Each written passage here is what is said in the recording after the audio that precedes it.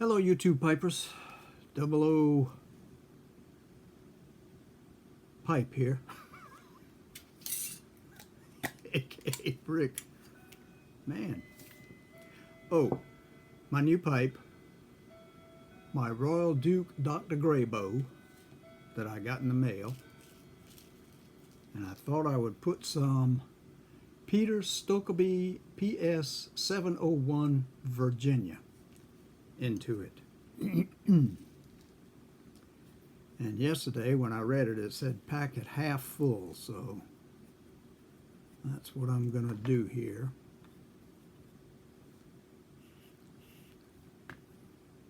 And see how this goes.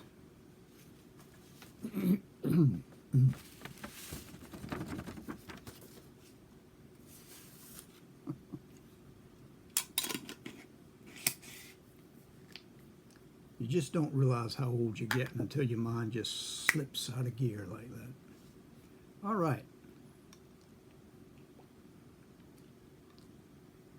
Well, I should have put one of those rubber bits on here, because I can tell my teeth aren't going to be able to take that hard bit of plastic. Well, I'm not going to be able to get that off of there either. I have to put that in the freezer for a bit.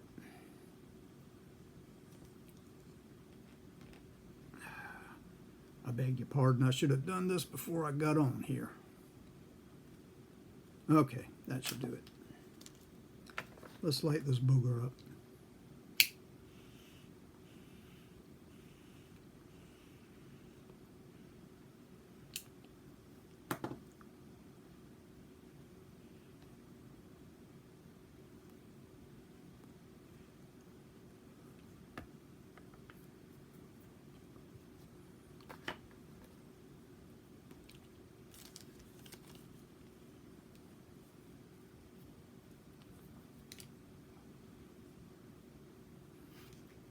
Well,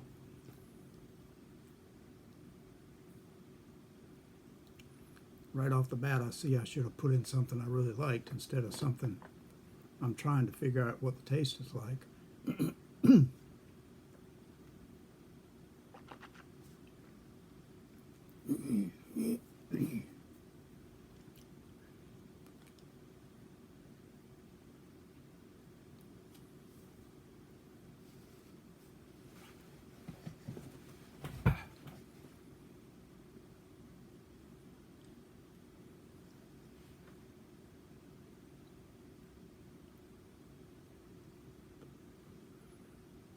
Not a bad little smoker.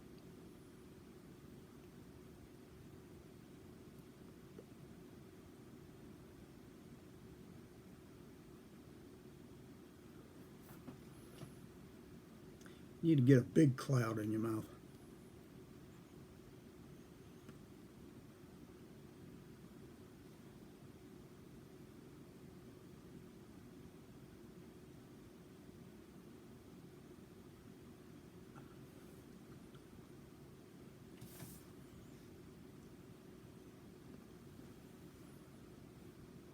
I much prefer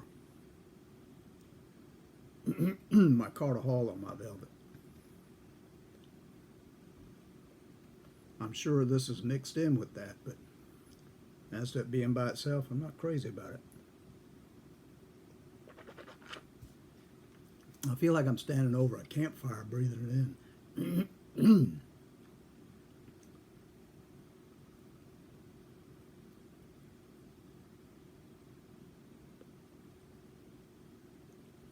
Yesterday when I made that short video to introduce the pipe that I had got in the mail yesterday,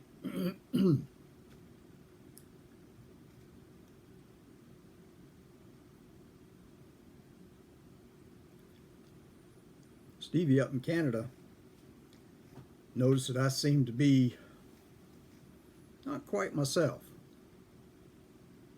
And I hadn't thought about it. But when he asked me about it, I realized he was right.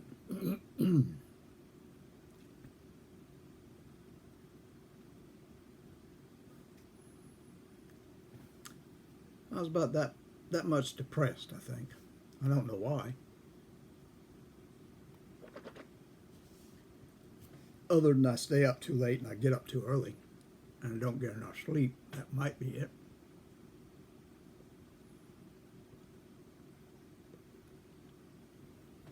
But since he made me think about that, I realized I've got nothing to be depressed about. I've got a home. I got plenty of food. I got enough money to get new things on occasion. And I've got my health. So what would I have to be depressed about? Yeah, wouldn't be bad to have a woman, but that ain't gonna happen anytime soon. I'm too old and too grumpy. Excuse me. With gas. That's not a good combination.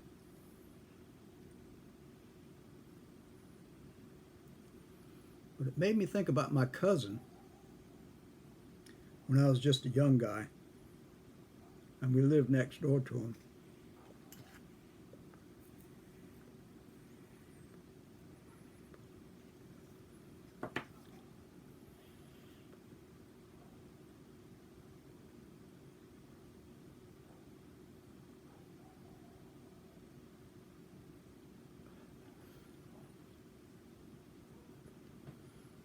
He was a little younger than I was, and he was born with a congenital disease, which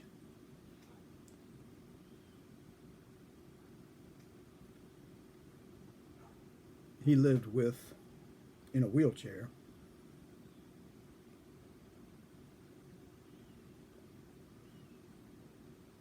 He wasn't able to join us when we ran around, but he was always with us, and he was always kind of the center of our play. And he would tell us, do this and do that, not in a commanding way, but just something that he wanted to do. So he would ask us if we would do it, and we would do it to give him a shared portion of what we were doing in the best way we could.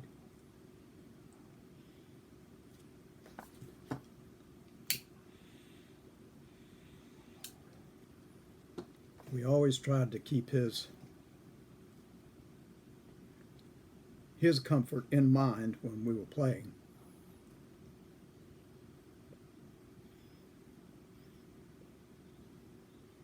I was remembering that one morning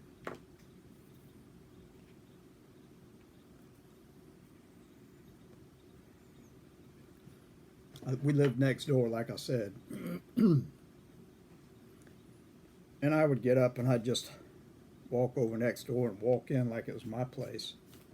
Because essentially, we were all family, so.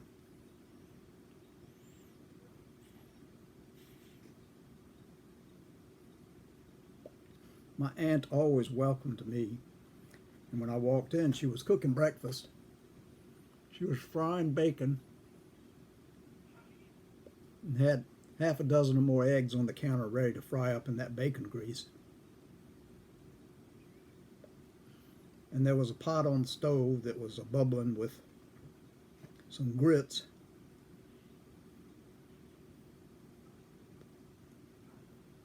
And I came in and I said, "Good morning." And she said, "Good morning, Ricky. You want to have breakfast?" And I said, "Yes, ma'am." She said, "Okay, well, go sit at the table with the rest of the children."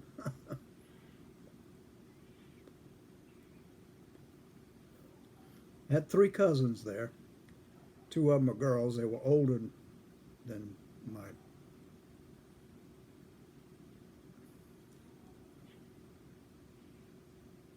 They were older than us 2 boys. And they had 2 benches against the wall and a table in between.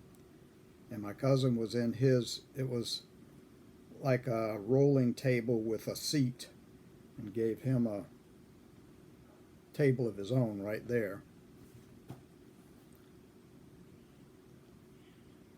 He was sitting inside of the table that encased him. And the two girls were reading their magazines, whatever they were, you know, whatever the teenage magazines were back then. They weren't quite teenagers yet, but they were almost there.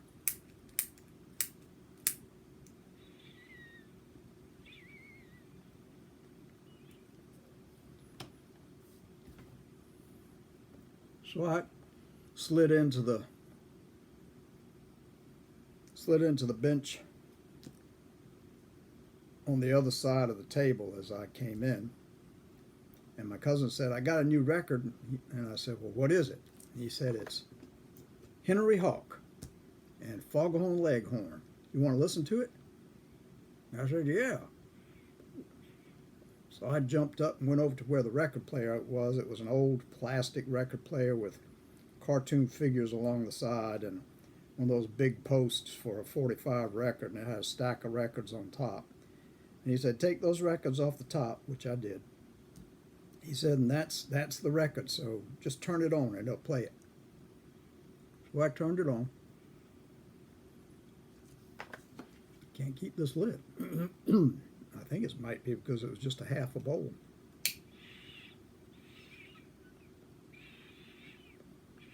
And I've already smoked it all.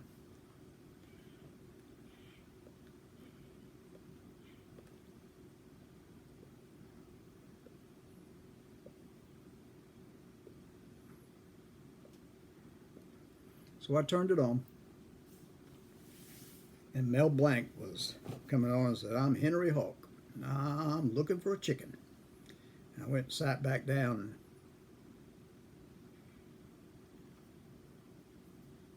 the older of the two girls said, Mama, do we have to listen to that again? And she said, it's not going to hurt you to listen to that again. She said, well, we've heard it a dozen times already this morning. And she said, well, how many times have I had to listen to that person you call a singer called Elvis Presley? That's not even music. And she just went back to her magazine, looked at me and stuck out her tongue.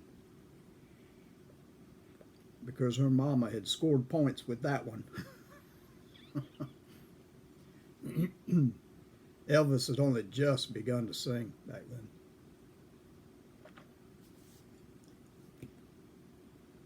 I'm going to load a pipe while I'm talking because this one's already gone. It's over. It's because I only loaded half of it in there. But anyway, we sat there and listened to that. And my aunt called out and said, okay, it's ready. Come get it. So I walked in there and asked where my cousin's was, and she gave me his plate, and I took it into him. And the girls came in and sort of, as I was going back to get my plate, they sort of brushed me aside, pushed me into the wall, and got their plates. And I got mine and went back to the table, sat there eating. I looked outside, and the sky was getting darker and darker because they had forecast rain that particular day.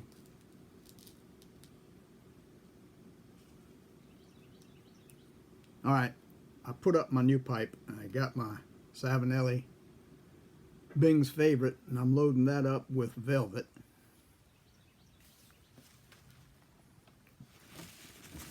Because I'd like to smoke a pipe I'm enjoying.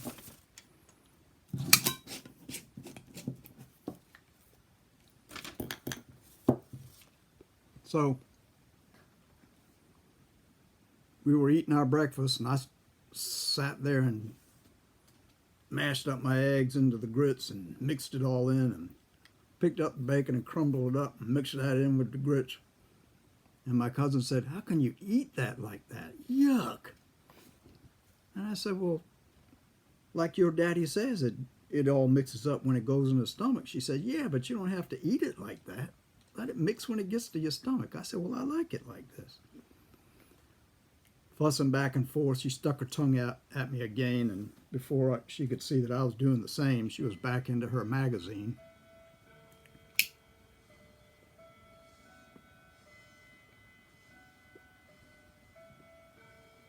Oh, that's more like it. That's a taste I can enjoy.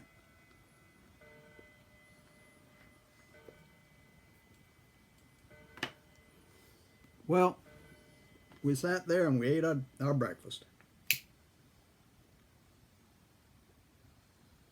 My cousin finished his, and I said, "Do you want me to take your plate?" And he said, "Yeah, if you don't mind." I said, "Okay," and I picked it up, took it in, put it down next to the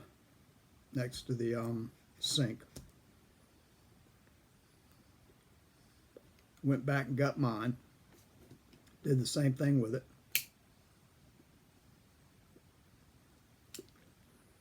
I said, "What you want to do?" And he said, "Let's play Monopoly."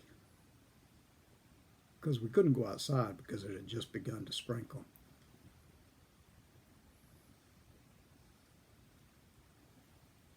And my two cousins said, "Do we have to play that? You always win." And he said, "I know, I enjoy it." I said, "Okay, I'll go get the board." We divvied up the pieces, the money, and the whole schmear. And for about 2 hours, we sat there playing Monopoly. Watched all our money being siphoned into his. He always put it under the board in each denomination, so he had a stack houses on every place, and he did this on his own. He was really good at the game. We didn't let him do it.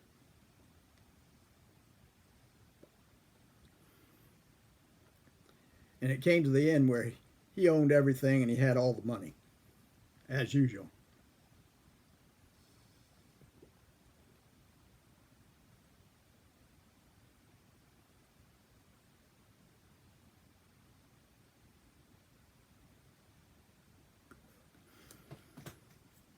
I'm practicing for next week.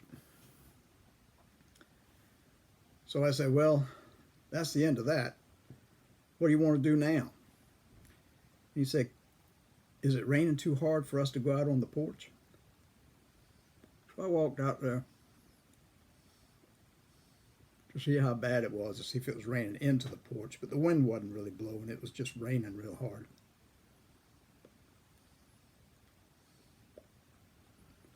So I opened the door. I said, "Looks like it'd be okay.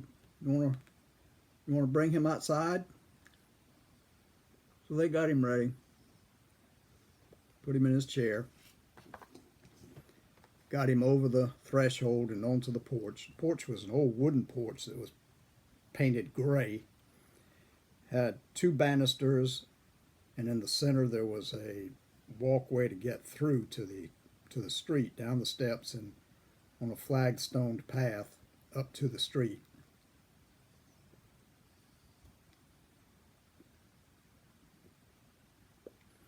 And to the left, as you came out the door,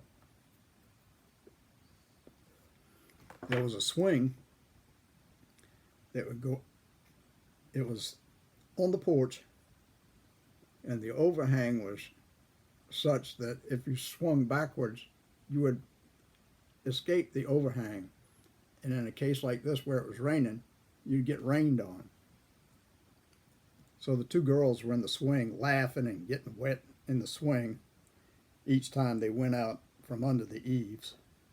The rain just poured on them. They just laughed and laughed. And my cousin and I just looked out there and watched the rain. I looked at him and said, "What you think of it?" Excuse me. He says, "You know what I'd like to do, Ricky?" I said, "What?" "I'll see if we can do it." He said, "No, I can't do it, but I'd like to get out there and just run in the rain and splash around in those mud puddles." And that was the first time when I looked at him and realized that maybe we had him involved in everything we did. But still, as much as he enjoyed that, I never realized how much he wanted to get up and run around with us instead of being sort of the center of attention in a chair, confined to a chair.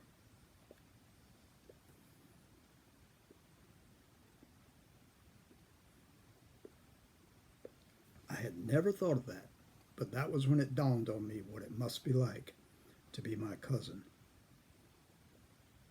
unable to do the things that we all took for granted. So I looked at him and I looked out at the rain. I thought about it a minute and I said, okay, watch me. And I ran down the stairs and jumped into the first mud puddle I found and ran around in the rain. I mean, it was pouring rain.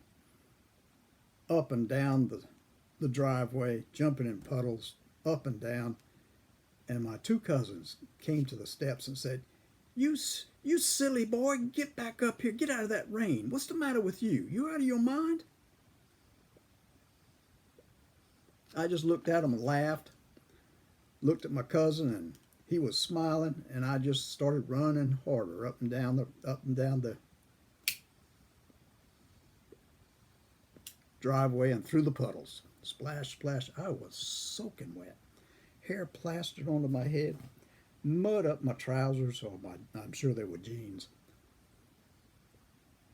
Shoes soaking wet, unless of course we were barefoot, because back then we normally went barefoot when we were young. But they kept yelling at me, telling me I didn't have the sense God gave an animal cracker. And finally my aunt stuck her head out the door and said, what's all this commotion out here? And they said, that fool boy's out there in the rain just running up and down like he's a wild Indian or something. And I kept running back and I looked up and I saw her and she came to the edge of the porch. She said, Ricky, what's the matter with you? Get yourself out of that rain before you catch your death. Well, this was an adult, so I had to listen to the adult. So I said, yes, ma'am. And I walked up onto the steps and under the porch. She said, you are soaking wet, boy. What in the world's wrong with you? And I just looked at her. Then I looked over at my cousin, and he just had this big smile on his face, and he mouthed the word, thank you. And I just shook my head, and I said, I reckon I better go home and get some dry clothes. So I ran down the steps and ran all the way back to the house, which was, just across the yard.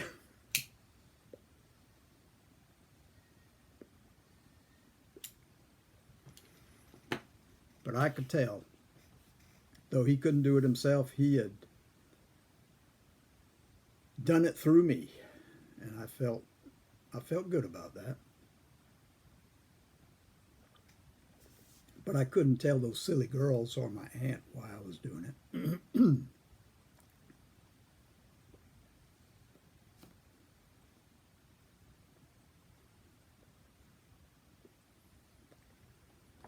But I had never thought about what it was like to be confined to a wheelchair. Now, if anybody had a reason to be depressed, if I were in a wheelchair, I think I would have been depressed, but not him. He was always looking at life with joy, and everything was a marvel and a wonder to him. And we tried, like I said, to keep him the center of our play. But that, I realized, wasn't enough. And so that's why I got down in that rain and ran up and down. I figured I could show him what it was like, if nothing else.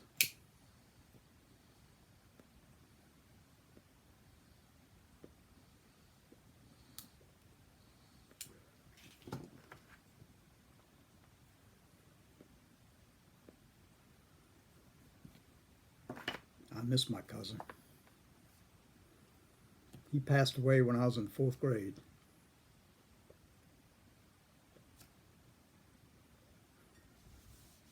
With his particular condition, he wasn't expected to live any further than 8 years old.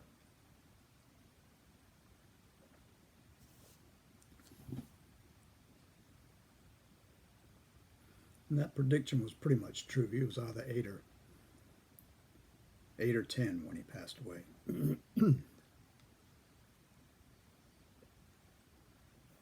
And it was that year that we had moved away from the house next door to them to a place on the other side of the island. So we were far away from him, and it was a phone call that let us know that he had passed away.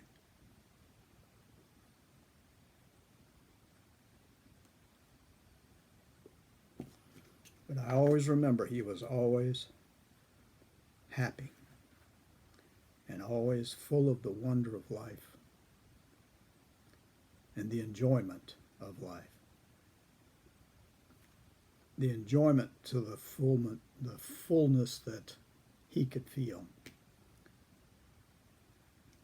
I don't know. So I have no right to be depressed. And I don't think I really am. I think it was just loss of sleep that kind of lowered my feeling of contentment. Anyway, all I can say is be thankful for what you have.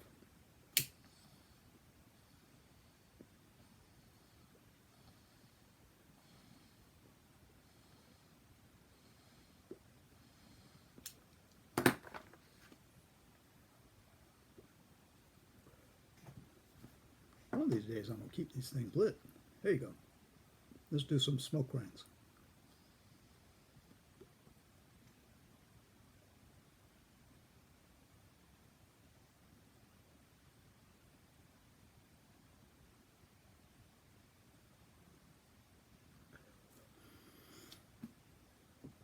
Were we going to have a contest next week?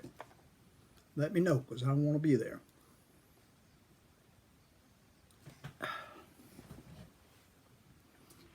I've rambled on enough. Thank you for tuning in. Happy to see you there, if I could see you there. Like I say, be thankful for what you have. Thank God for all that He has done for you. Bless Him, bless each of you. And God bless you until the next time we see one another. Take care. Goodbye.